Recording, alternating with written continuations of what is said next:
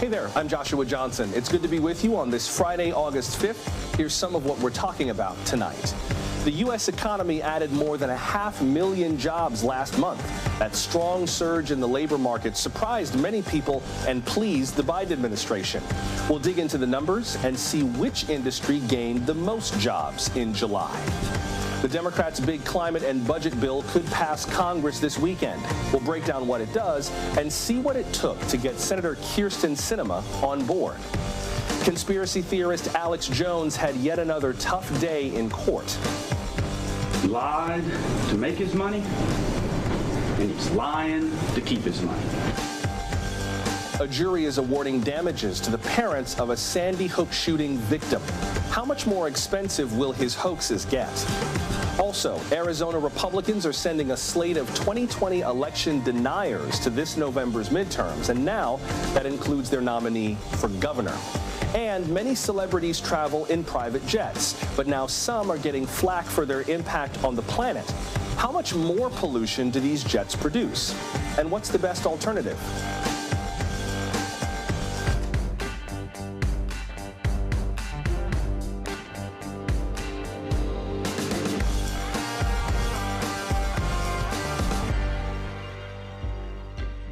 Where is the U.S. economy headed?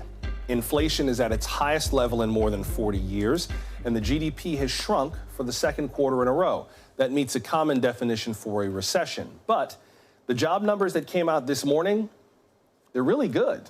The U.S. added more than 500,000 jobs in July. That is more than double what some economists expected. Unemployment fell to 3.5%. The U.S. has recovered 22 million jobs since the COVID shutdowns. That erases the losses from the pandemic's first 2 months. Today, there are more people working in America than before the pandemic began. In fact, there are more people working in America than any point in American history. A few months ago, President Biden was not quite this optimistic. Back in May, the Wall Street Journal published an op-ed from the president. He wrote that the country could expect job creation to slow down as a sign that the recovery is progressing. Mr. Biden said that kind of growth aligns with low unemployment and a healthy economy. So how did this jobs report take analysts by surprise, and how does what we see fit into what many Americans feel about the economy? Let's begin tonight with CNBC senior analyst Ron Insana to get into the numbers. Ron, what do you make about this report and the fact that it caught a lot of analysts and economists by surprise? Yeah, Joshua, it appears that Goldilocks has re-entered the room. The economy is doing pretty well. Certainly we had what in Econ 101 you would describe as a technical definition of a recession, but the reality was that in dollar terms, GDP grew 7.8% in the second quarter. When you adjust for inflation, you get a negative number. And so in reality, the economy is growing. The job market is still hot, and it defies expectations because at this juncture in the cycle, you wouldn't, as the president suggested, expect to see 500,000 jobs added. But there's a lot of pent-up demand in this economy. We saw a lot of strength in hotel, leisure, hospitality, and a wide variety of other industries that have still yet to fully rebound from the pandemic. So it was a very solid performance. And as you pointed out, we've gotten back all the jobs lost during the pandemic. So it's hard to find any problems with this other than to say it might be difficult to maintain this pace of growth going forward, particularly as this gives the Fed further ammunition to raise interest rates to cool down what they deem is an inflation rate that is still far too high. Let me come back to recession talk in just a second, but with regard to the jobs numbers, the report says there are still more than 10 million open jobs in the U.S. economy and about 250,000 first-time unemployment claims in July. How does all of that factor into the health of the economy? Well, in the sense that, when you have a labor market that this is tight, it means the economy is pretty strong. And the quit rate, the rate at which people leave their jobs to look for more gainful employment is still relatively high. The problem is, Joshua, is that we're actually running out of people. We had the slowest population growth last year in the history of the United States. We don't have enough individuals, unemployed or otherwise, to fill these open positions as you just described. And so, from my vantage point, from a purely economic perspective, this is screaming for comprehensive immigration reform in order to bring in low, medium, and highly skilled workers. I think the last statistic I saw, there's something like 85,000 H-1B visas available for highly skilled workers, 450,000 applications from overseas. We need more people. We need 5 million more people just to fill the open jobs that we have. And quite frankly, with the birth rate where it is, unless we're giving birth to 22-year-olds, we're not going to solve this problem by having more kids in the short run. Right, and the demand for H-1B visas, I mean, Silicon Valley has been screaming for more H-1B visas for years and years now. So that is certainly kind of a long-term trending problem. Let me come back to the recession piece of it, because everyone's been kind of like prognosticating, are we or aren't we in a recession? So we're gaining jobs. The GDP is growing in real numbers, but shrinking when you adjust it for inflation. So there are some good economic markers.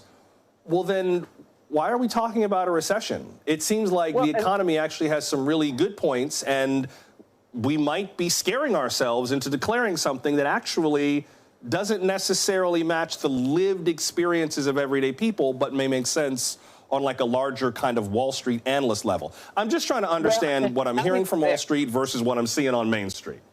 Yeah, and it's really more in academic circles. I mean, the National Bureau of Economic Research, which measures recessions, does not define a recession as 2 quarters of consecutive economic contraction. There are other aspects of a recession, like a big jump in unemployment, business closures, defaults on credit cards, mortgage foreclosures, and the like, that typically are associated with a meaningful downturn in the economy.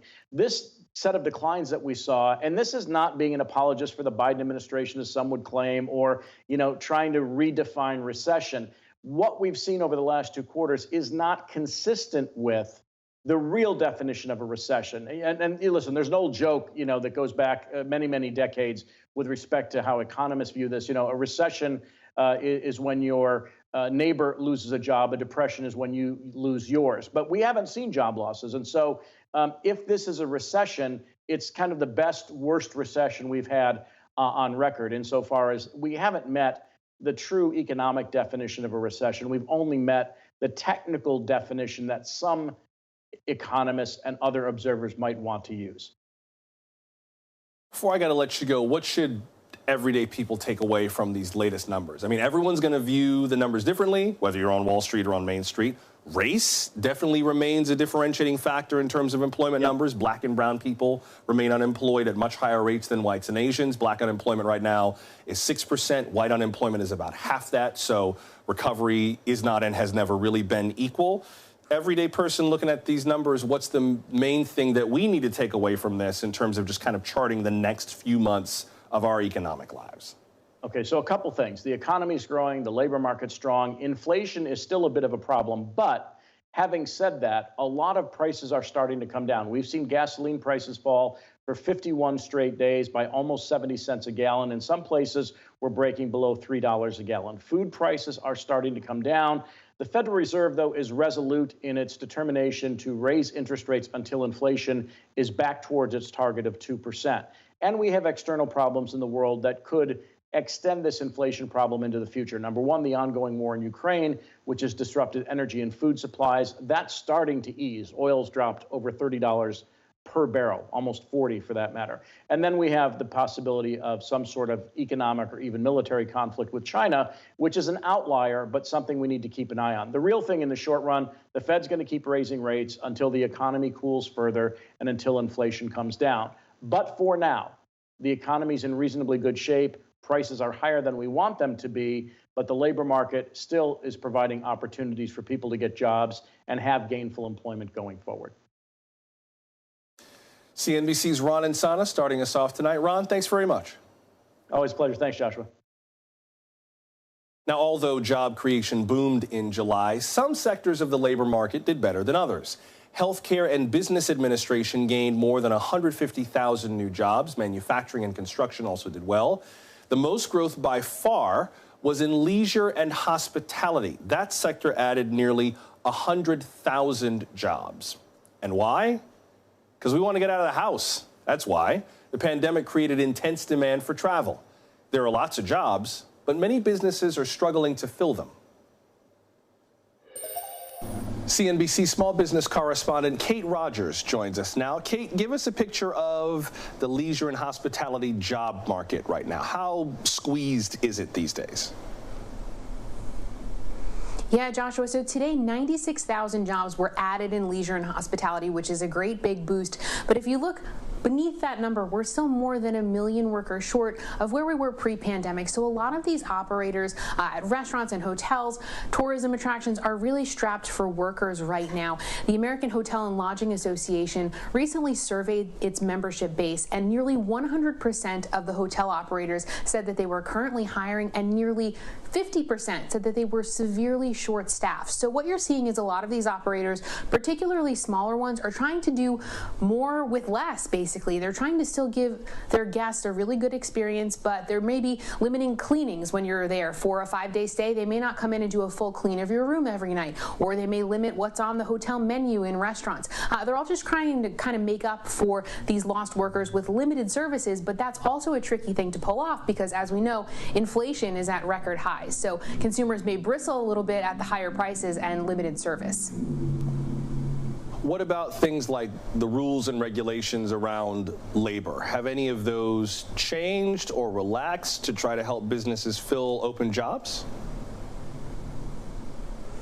Yeah, we actually talked to an operator of a water park in New Jersey called Morey's Piers. It's at the Wildwood, Jersey Shore. If you're familiar with it or if you've ever been, a lot of people know it. So essentially, they're fully staffed this summer. And one of the things their director of HR told us was they lobbied and worked with the state of New Jersey to extend some of the hours that teen workers are able to fill this summer. So if you're not in school and you're 16, 17 years old, you're able to work up to 50 hours a week. And that actually made a big difference because they're actually fully staffed for the seasonal, boom of tourism that they're getting, which is great news and also a big rarity. Teens have been really a big cohort of workers that a lot of companies are turning to and kind of relying on with this worker shortage, at least during the seasonal tourism boom, because they can help kind of make up for some of the other workers who may have left the industry during the pandemic. Now, not all jobs have come back at the same rates. I think we have a graph that kind of illustrates the difference in how certain industries have been doing compared to others. I know there's a little bit of lines of spaghetti there, but you see transportation and warehousing kind of up at the top, and then further down, see hospitality. Those jobs dipped very hard and are beginning to kind of make their way back. To what do we attribute the difference in terms of how different sectors have recovered over the last couple of years?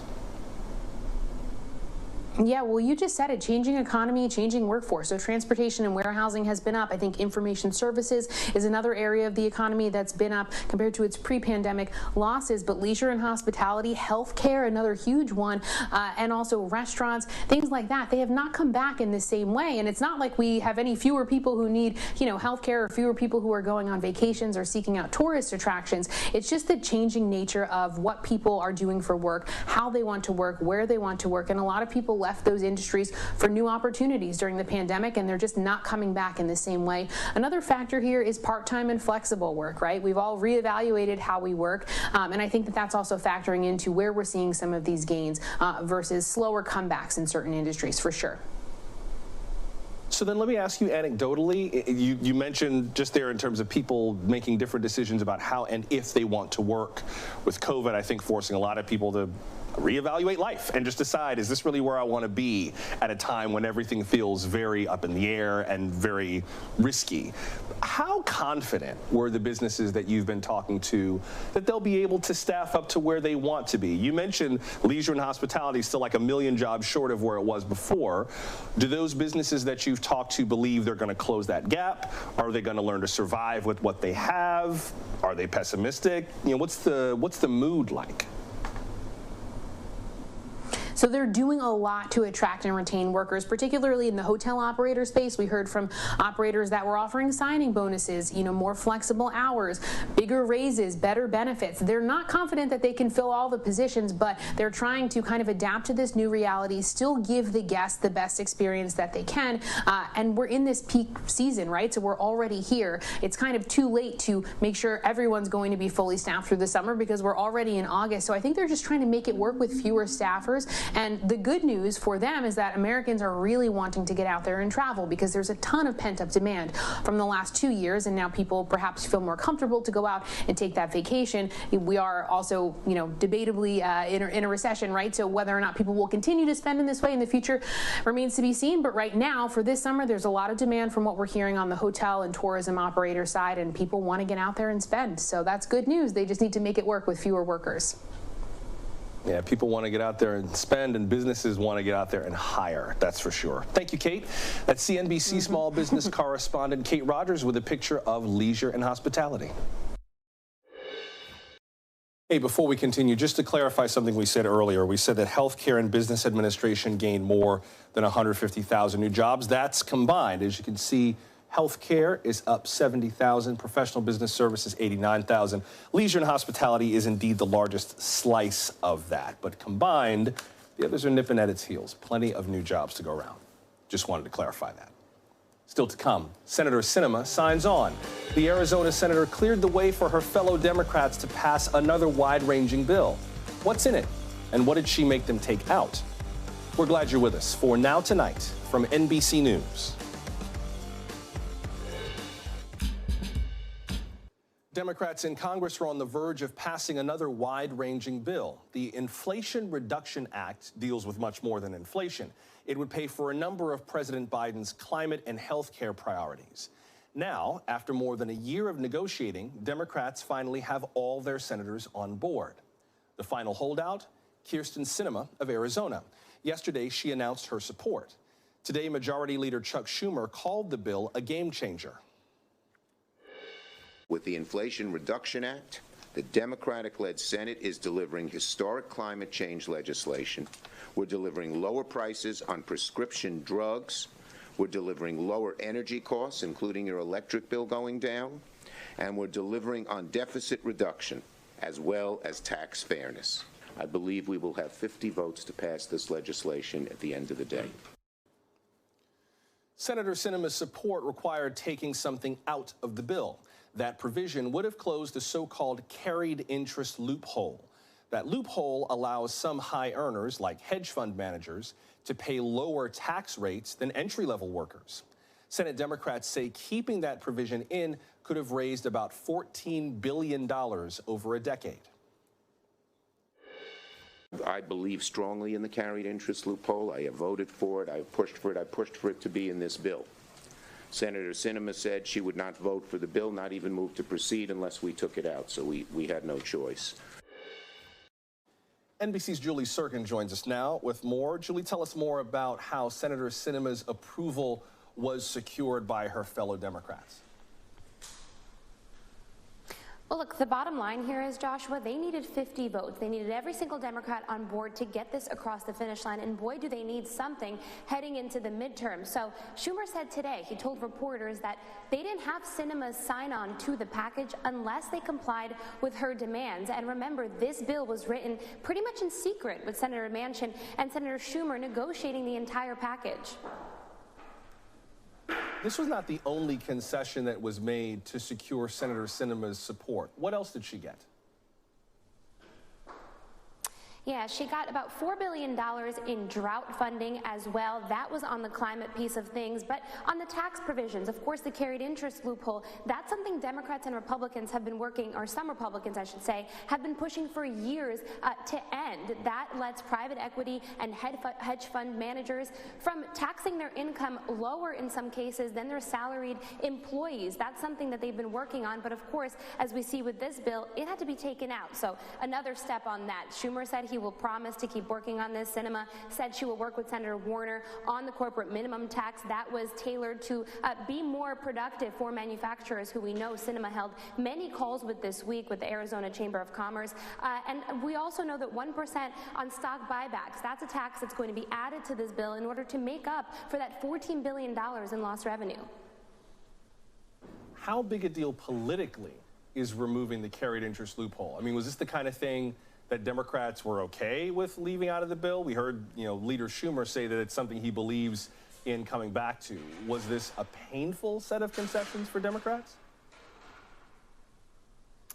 Look, all in all, it was very expected. When we heard about Sinema's demands and we reported some of this out with our sources, we knew that she would probably end up getting some of those concessions she asked for, because at the end of the day, they're not going to let this $700 billion+ package tank over something so small in the long scheme of things. That $14 billion in revenue wasn't even what some Democrats like Senators Wyden and Whitehouse were pushing for. They wanted something a lot bigger to close this loophole. So Schumer said they're going to continue working on that. I was told this was a priority for Senator Manchin when he went into these discussions with Schumer, but of course they need all the votes they can get to pass this bill and hand a win, as I said, going into the midterms, and a win for President Biden as well. Now, this is a reconciliation bill because it deals with taxation, so it gives them a different kind of a threshold for passing it. So having all the Democrats on board will do. It is getting ready to go through something called a vote-a-rama. And Republican Senator Lindsey Graham of South Carolina had some words to say about how that might go. Listen.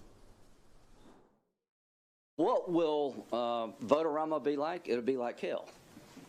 They deserve this. As much as I admire Joe Manchin and Sinema for standing up to the radical left at times, they're empowering legislation that will make the average person's life more difficult. Two pieces of what he said I wanted to ask about. He said it will make the average person's life more difficult. What's he referring to in that? And what is the Republican plan to make this vote-a-rama with all these amendments like hell? Look, Senator Lindsey Graham and other Republicans held a press conference this morning slamming the bill. They claim that it is counterproductive to lowering inflation, that it is counterproductive to business leaders in their states, to farmers, to energy production, all of which Democrats have vehemently denied, some of which is in there. They say Republicans should also be voting for because it'll go along with the exact goals they've had, including more energy production in this country, which is something we know Republicans have been calling for months, as the gas prices have risen and now, of course, are continuing to fall. But the part about the vote-a-rama, now this is something that I think was kind of strange when I first heard about it on Capitol Hill, but it's exactly what it sounds like. They can bring up as many amendments as they'd like to bills that concern the budget, like reconciliation, anything that requires a simple majority to pass. The other side, which of course is not signing onto this bill, can now bring up any amendment related to immigration, related to inflation, energy, foreign policy. They can basically force Democrats into taking tough votes. We know Title 42 might be one that they're thinking of bringing up, and that could be a long process that we expect to get going right after they get onto the bill tomorrow afternoon. NBC's Julie Sirkin with the latest from Capitol Hill. Julie, thanks very much. We will get to some of today's other top stories in a moment, including Alex Jones's hoaxes getting more expensive in his defamation trial, two major East Coast cities dealing with migrants sent by the Texas state government, and a freak accident near the White House that's left 3 people dead.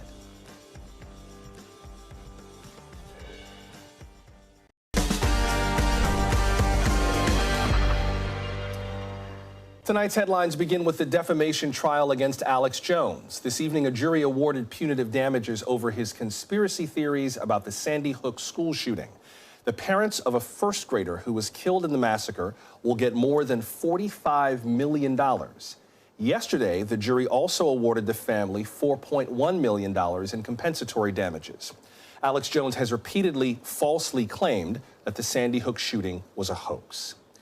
NBC News legal analyst Danny Savalos joins us now. And Danny, before we dive in, first of all, explain what defamation is, as opposed to, say, libel or slander. I know I've had you do this before, but what exactly is the infraction that the jury was reaching a verdict on?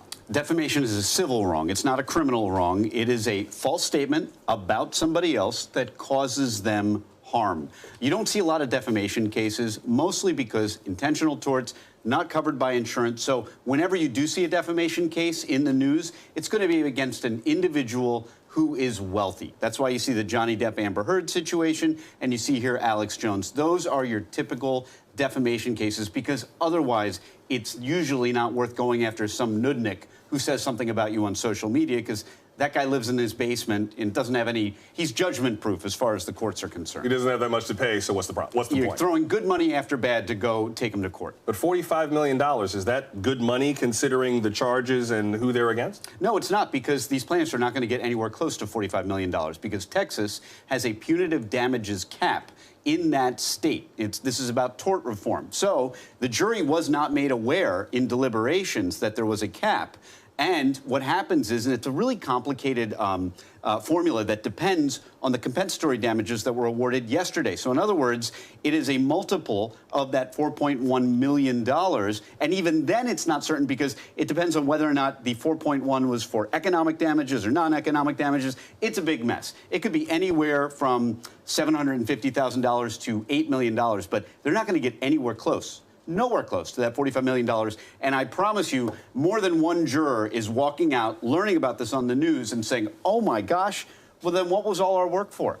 So then wait, so the jury, now you've got me confused. Yeah. So the jury awarded $45 million. In punitive. In punitive. Correct. This multiple, not knowing that the state of Texas caps these kinds of damages in cases like this. Because as you said, this is a civil trial, not like a criminal court. Exactly. There's state laws involving torts. So, what the hell? Like, what was the point of this judgment? Like, what does that mean? Right, and the idea behind not telling the jury is because it would affect their deliberations. It would be essentially telling them a number. I mean, you can imagine if you go in as a jury and you say, well, the damages are capped. You know, well, let's make it $1 zillion, right? That is the rationale behind it. But of course, it's got to be frustrating as a jury to spend all that time, walk out and find out after the fact that the damages you spent so much time figuring out are going to be reduced without any control. Well, and add to that that Alex Jones, frankly, has not done himself many favors in court. He has been caught as an impenitent liar repeatedly during the proceedings. You know, one of the attorneys asked him, did you put such and such online? He said, nope, and then he shows it to him on his phone. It's amazing. He hasn't been a very good witness in his own defense. Here's part of what he said last night on his program InfoWars about all of this. Watch. I admitted I made a mistake. I admitted that I followed disinformation, but not on purpose. I apologized to the families, and the jury understood that. What I did to those families was wrong, but I didn't do it on purpose. What about that in terms of intent and defamation? I know with libel and slander, your ultimate defense is the truth, right? If it's true, it doesn't quite meet that definition. But what about intent, being misled? How does that factor into the law, how the law views defamation? There are many defenses to defamation. Among them are the First Amendment. They could also be, you could argue about what did the words actually mean. When you think about it, no two statements are really the same because context matters, right? You can't shout fire in a crowded theater unless there's a fire in a crowded theater. So context is everything. You can shout fire if there is a fire. My point I'm making is that Alex Jones could have argued that if he had defended the liability portion of this case. He didn't. He got default judgment entered against him, and this entire trial that we saw was only about damages. Liability was already determined, so any defense he had to defamation, poof, it went out the door when he got a default judgment entered against him because he essentially didn't fight that part. So now you're essentially in this damages hearing where the only thing the jury can do is hurt you, and Alex Jones goes on the stand and basically, as you said, is unrepentant in what he did. So where does this leave us in terms of the many more Alex Joneses of the world? You know, the QAnons, the conspiracy theorists. He's not the only person who has fomented these lies about the Sandy Hook shooting, the election, January 6th. Now there's talk about members of Congress going after Alex Jones's phone. The contents were released in court, and the judge says she's not going to stand in the way. Can you zoom out a little bit and just give me a sense of like where this leaves us in terms of how we deal with digital disinformation today? Right. Alex Jones is an exception to the rule because all of those other people, or let's say most of those other people out there, are what we call judgment proof. They don't have a pot to bleep in, so we're not. Or a window to throw it out of, as my grandmother would say. Or a window to throw it out of. So therefore, they're not going to be appetizing defendants. Again, the point with people like Alex Jones, Johnny Depp, Amber Heard, those are the only defamation plaintiffs you're really going to see. Regular folks like us, we're not appetizing defendants because even folks who, you know a guy down the street, maybe he owns a restaurant or something, all of his money is not liquid. It's tied up in his investments. The only appetizing defendants in defamation cases are people with a lot of money, not a lot of money, a lot of money, like Alex Jones, who, according to some evidence presented, they make, what, 800,000+ a day. So that's the kind of defendant that would be an appealing defamation defendant. All of these other people who peddle disinformation in the shadowy realms of the dark web or the internet or wherever, most of them are judgment-proof. So this is a rare case where someone can actually be held accountable, financially accountable for their bad behavior. And it feels like, in a larger sense, because, Alex Jones is, he's one guy, but in a larger sense, we have to, the First Amendment is powerful for an array of very good reasons. So, the crime is not so much like saying something untrue, it's parsing damage, intent to cause violence, things like that. And that's sort of where the conspiracy theorists of the world are operating in a kind of a sticky area. Yeah, we're in a strange era because between the January 6 hearings and Alex Jones in this trial, it's this emergence of the, well, I honestly believed it, even if it was a ridiculous theory defense, which as a criminal defense attorney, I've never seen that before. My clients don't get the benefit of, well, I didn't know robbing banks was wrong. That has never been a defense, which is your subjective but unreasonable belief is somehow a defense. And yet, there seems to be the rise of the ignorance defense, which, as most folks have heard that saying, ignorance of the law is generally not a defense. And you've heard that with Alex Jones. Yes, he apologized, but it was qualified because, on the other hand, he also added that, hey, I never really believed I was doing anything wrong at the time. NBC News legal analyst Danny Savalos, this is so fascinating, and I will be fascinated to see how the law, if the law evolves to deal with some of these issues of misinformation and disinformation. Fascinating. Danny, thanks very much. Thank you. Speaking of disinformation, Arizona's Republican primaries continue to favor a number of candidates who have spread hoaxes about the 2020 election. Now that includes the race for governor. NBC News is projecting that former news anchor Kari Lake will win that GOP primary. She ran against developer Karen Taylor Robeson. Former President Trump endorsed Lake. Former Vice President Pence endorsed Robeson.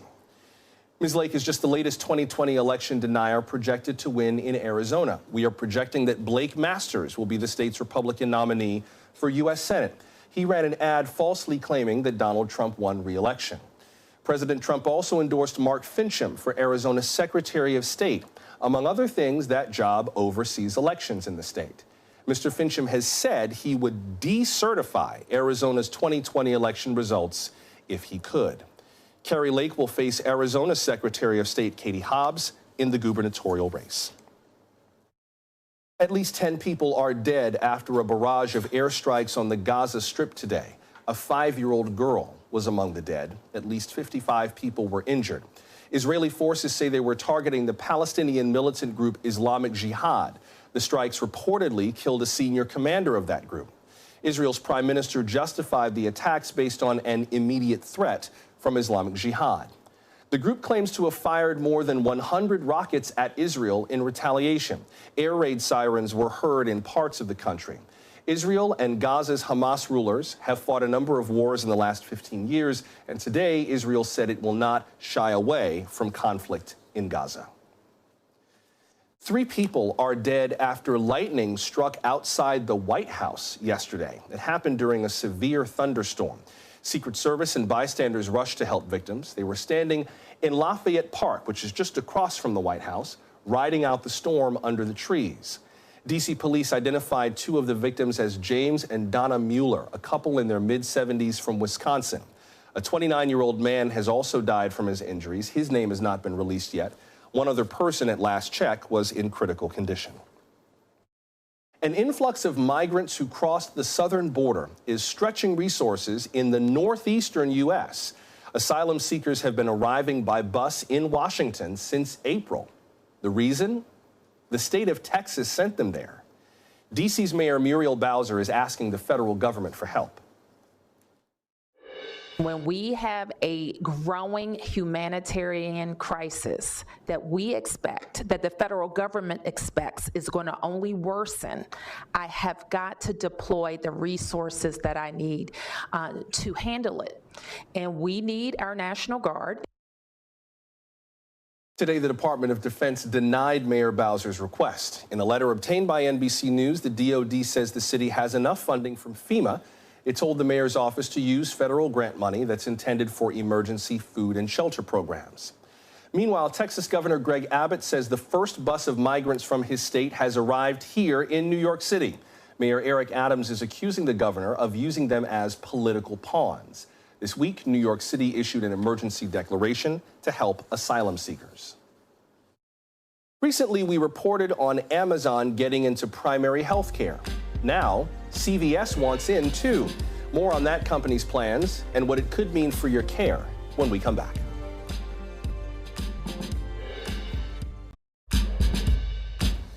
Medical care is evolving fast, with telemedicine and WebMD changing how we deal with illnesses and sometimes diagnosing ourselves. When COVID hit, millions of Americans headed not to a doctor's office to receive their vaccine shots, but to pharmacies, including CVS. This week, CVS Health announced that it wants to buy or invest in a primary care company by the end of the year. Let's discuss it with Julie Rovner, Chief Washington Correspondent at Kaiser Health News. Julie, welcome. It's good to see you again. It's great to see you, Joshua. I don't know that this decision by CVS Health surprises me. They've been kind of branching out into different kinds of health service provision over the years, but how does this offer fit into CVS's bigger strategy?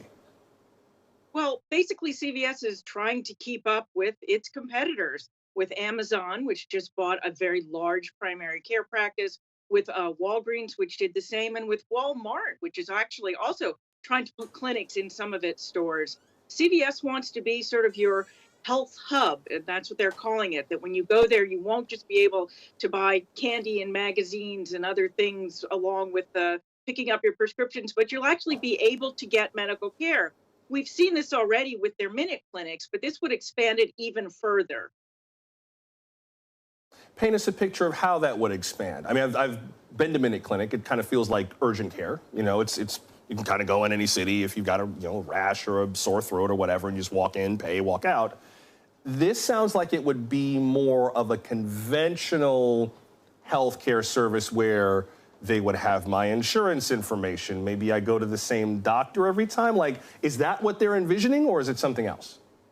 I think, yes, they want it to be more of a health destination rather than just sort of the urgent care that we've seen with the nurse practitioners with Minute Clinic, that when you need medical services, that's where you go, rather than when you need medical services and you can't get to your doctor, that's where you go. They want to be your doctor. There's this enormous competition right now to create this sort of primary care home. And there is a shortage of primary care. There's also a shortage of mental health care. And a lot of these companies are looking to provide therapy as well, to provide mental health therapy. They may have dental clinics. They want to be sort of one-stop sort of health clinics, health malls, if you will. Will this work? Nobody's quite done it yet, but that's certainly the direction that they're trying to go. What are some of the obstacles or the hurdles that this might face? When we talked about Amazon not too long ago, we talked about them buying the primary care provider One Medical and some of the concerns around data. Amazon is a totally data-driven company. One Medical has a lot of patient data, and there were concerns about what it would be like for those data streams to commingle. What about CVS? I'm guessing that's not the kind of hurdles it might have to overcome, but what might those hurdles be? Well, one of the big hurdles we saw in the 1990s, we had a lot of what's called vertical integration. Rather than hospitals buying hospitals and doctors buying doctors, you had hospitals buying doctor practices and nursing homes, and this whole idea of, the one-stop shopping. It didn't work very well. The incentives didn't go together very well. They all basically came apart. Well, now we're seeing this again. And obviously with the advent of tech and with telehealth and with, everybody has everything they need on their phones, it's a little bit of a different world than it was in the 1990s. But again, to get all of these disparate parts of the medical system to work together is going to be an achievement. And, maybe Amazon will be the one to do it. Maybe CVS will be the one to do it. We'll have to see. Is this the kind of thing that consumers want? I mean, I know that there's a need for primary care, especially for mental health care, but I don't know how I feel about going to the doctor at CVS, other than just the possibility that I walk out of a checkup with a receipt that's 5 feet long. Other than that, I just don't know if CVS is where I want to go to the doctor. I mean, is this what people want? I think you and I are not the target audience here. I think the target audience here are Probably the 20 not. and 30 who walk around and, do everything on their phone. There's also some effort to go after the Medicare population, which is a very lucrative population that everybody is trying to get to. So perhaps there could be some convenience there. But yeah, I think those of us who have sort of employer insurance and our own doctors are probably not the low-hanging fruit that these companies are looking for. Can you zoom out a little bit just from kind of a policy perspective? I wonder how people who have been involved with healthcare reform, on Capitol Hill and elsewhere, view something like this. The idea that the gap in terms of the number of people who need care remains so big that now Amazon is trying to fill it. That has to be a sore spot for some folks who've been working on healthcare for a long time. I think the real concern is that people with profit motives are getting into healthcare in such a big way. There's always been profit in medicine, particularly in the drug industry. That's what we hear about the most. That's what this bill that Congress is working on this weekend is going to try and take a little bit of a bite out of. But we've seen now hedge funds buying up doctor practices, emergency room practices, ambulances. We had a story in Kaiser Health News this week about hedge funds buying up hospice care programs. I mean, that it's a little bit concerning that healthcare is already so expensive that if you want to now pull more profit out of it, that's just going to make it more expensive. Julie Rovner, Chief Washington Correspondent for Kaiser Health News. Julie, I appreciate you explaining this to us. It's good to see you. Thank you very much. Thank you. Some celebrities are under fire for flying in private jets. How much are Taylor Swift and Drake actually impacting the climate? And what might be a better alternative? We'll take a look before we go.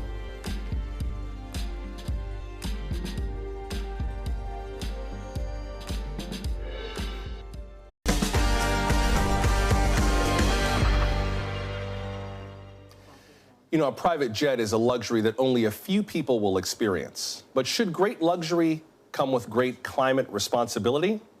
Check out this report published last year from transportenvironment.org. It found that private jets pollute 5 to 14 times more per passenger than commercial planes and 50 times more than trains. The organization also says that a private jet can emit about 2 metric tons of CO2 per hour.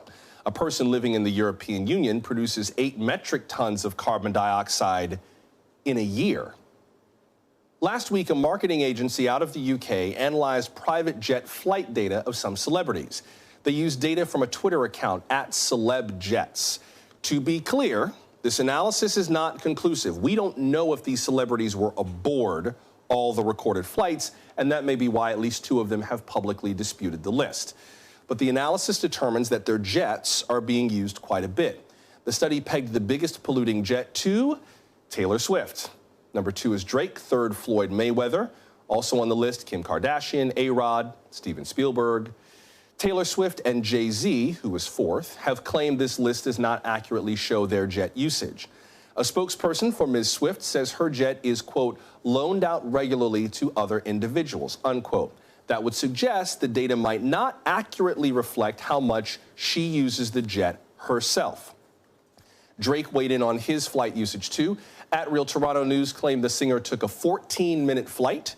Drake commented on that post, saying nobody was aboard it, and that it was actually the plane being moved to another airport. Joining us now is Dr. Puneet Dwivedi, an associate professor of sustainability sciences at the University of Georgia's Warnell School of Forestry and Natural Resources. Professor, welcome. Good to have you with us. Thank you for having me. I appreciate that.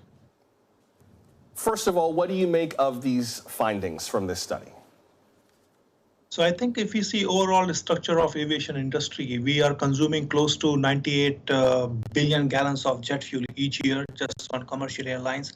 Out of that, US alone consumes almost 20-25% of the total fuel. That comes out to be almost 20 billion gallons. And out of that, private jets are only consuming less than 1 or 2%.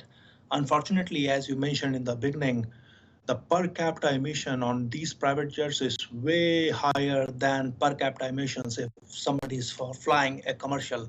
And that is a cause of concern because somebody like all these celebrities that are flying in, they are almost emitting 2 metric tons of CO2 per hour, depending upon the plane and a lot of other variables.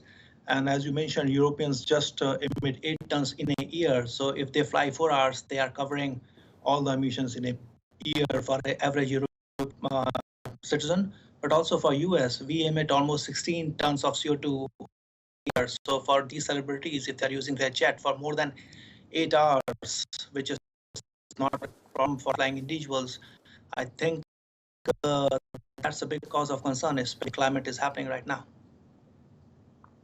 I wonder how we should view this private jet usage compared to some of the larger issues with our overall use of fuel in flights. I mean, there are certain people, as you know, obviously, as much as we need to save the environment, there are certain people who need to fly separately for their safety. I don't want the president flying commercial. We need Air Force One. So how much of this is a larger issue with just air travel in general, as opposed to this particular subset of air travel? I think overall, if you're flying in a big commercial airline with so many people around you and safety is, you're just common citizen, you're not a VIP or you do not have any safety concerns in general, then your per capita emission will be way lower if you're flying privately. And that is the cost to environment because as you know, more and more private jets are flying and people are taking private jets even for short duration of flight. And that adds up little by little in terms of per capita emission, and eventually it becomes a huge impact on environment where people are emitting worth of 1 year of emission for a citizen in just 6-7 hours or 8 hours max. And that we have to be really careful about because overall aviation industry is contributing 3%, 3.5% of overall global warming. And we need to reduce that number as much as we can in order to avoid climate change. Are there ways to make these kinds of flights more efficient or more eco-friendly? Kylie Jenner was kind of at the center of this controversy before this list came out. She was labeled as a climate criminal by some people for taking a 17-minute private flight from Camarillo to Van Nuys in California. That's kind of northwest of Los Angeles. We Google mapped it. It could be less than an hour by car or way more than an hour, depending on traffic in Southern California. But are there ways, if, say, the flight had to happen for security reasons or whatever, are there ways to make a flight like that more efficient on fuel by using it differently, you know, structuring it differently, or is there just no way to make this more efficient? No, definitely. I'm glad that you're asking question because there are a lot of ways we can definitely reduce the environmental impacts of these private jets. The first one is basically go for a smaller plane or go for a plane which has much more efficient engine, which is always a technological solution. And already industry is pretty fast forward in terms of adopting better engine technology so as to increase the efficiencies of all these engines where they can fly more on per gallon of fuel. But at the same time, I think that solution will go to some degree, but majority of the focus should be on how to displace all the jet fuel, which is coming mostly out of fossilized petroleum, with sustainable aviation fuel, which is made by growing different oilseed crops in this country itself. For example, I'm a part of a big project which was funded by USDA, National Institute of Food and Agriculture, looking into the fact that how we can use an oilseed crop, which is known as carinata, to make sure that we are growing that crop in US South, getting all the seeds when we harvest in May and June, crushing those seeds to get oil, and then refining that oil to produce aviation fuel, which can definitely replace all the petroleum-based jet fuel that we are using, not only in commercial airlines, but also in private jets. And I think that is definitely a way to go in order to eliminate at least mitigate significant amount of carbon emissions that come out of because of our use of private planes or our use of commercial planes. That's fascinating, being able to grow jet fuel. I would love to, we're out of time now, but I would love to talk further about that because that sounds like very interesting science. University of Georgia Assistant Professor Puneet Dwivedi, I appreciate you talking this through with us tonight. Thank you very much. Thanks, Joshua, for having me. I appreciate that. Bye-bye. And hey, thank you for making time for us tonight and all week long. You can send us thoughts and questions on anything we've discussed tonight. We are at NBC Now Tonight on social media. Leave us a brief but brilliant voicemail, 888-575-2NBC. That's 888-575-2622, or email nowtonight@nbcnews.com. Until we meet again, I'm Joshua Johnson. Enjoy your weekend. We'll see you Monday. Good night. Thanks for watching our YouTube channel. Follow today's top stories and breaking news by downloading the NBC News app.